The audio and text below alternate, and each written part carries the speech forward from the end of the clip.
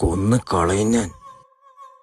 എടി മോളെ, നീ എന്റെ ഭാര്യയാണ്. ഇവിടെ ഞാൻ പറയും നീ അനുസരിക്കും. അടങ്ങി ഒതുങ്ങി നിന്ന നിനക്കൊള്ളാം കേട്ടോ. വെറുന്ന കപ്പിച്ച കാശ് എന്നാണ് നിന്നെ എന്റെ കയ്യിലേക്ക് കെട്ടിവെച്ചത്. എവിടെന്ന് വെച്ചാൽ ഇറങ്ങിപ്പോ.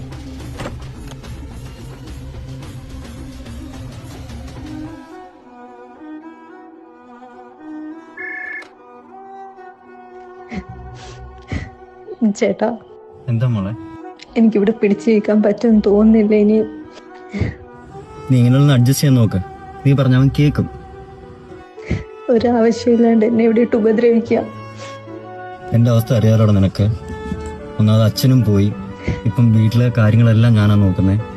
അതിന്റെ കൂടെ നീ കൂടെ വന്നു കഴിഞ്ഞാ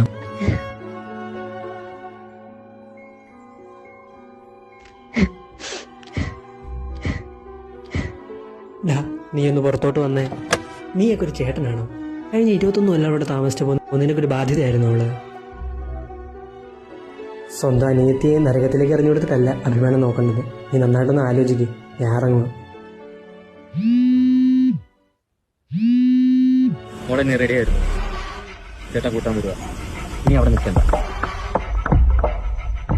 വേണ്ട, ഇത് ഞാൻ മാനേജ് ചെയ്തോളാം.